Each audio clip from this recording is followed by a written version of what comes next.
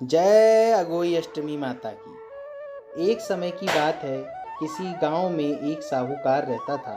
उसके 7 बेटे थे। दीपावली के पहले साहूकार की पत्नी घर की पुताई करने के लिए मिट्टी लेने खदान गई।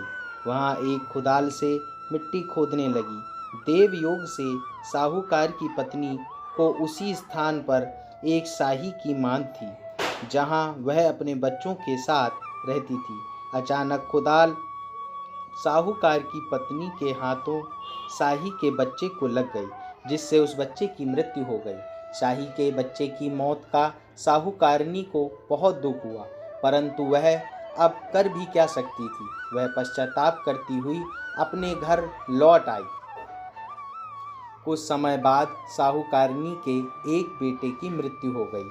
इसके बाद लगातार उसके 7 बेटों की मौत हो गई। इससे वह बहुत दुखी रहने लगी। एक दिन उसने अपनी एक पड़ोसी को शाही के बच्चे की मौत की घटना सुनाई और बताया कि उसने जानबूझकर कभी कोई पाप नहीं किया।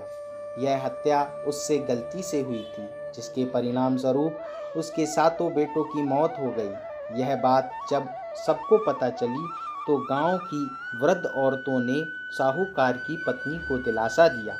वृद्ध औरतों ने साहूकार की पत्नी को चुप करवाया और कहने लगी, आज जो बात तुमने सबको बताई है, इससे तुम्हारा आधा पाप नष्ट हो गया है।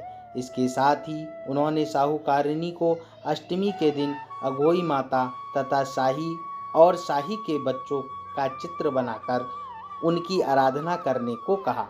इस प्रकार क्षमा याचना करने से तुम्हारे सारे पाप धुल जाएंगे और कष्ट दूर हो जाएंगे।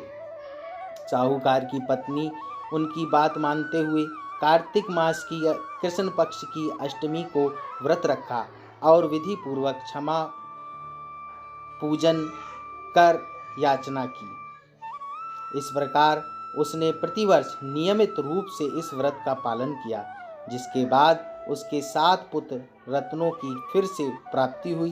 तभी से अघोई व्रत की परंपरा चली आ रही है। बोलो अघोई मैया की जय।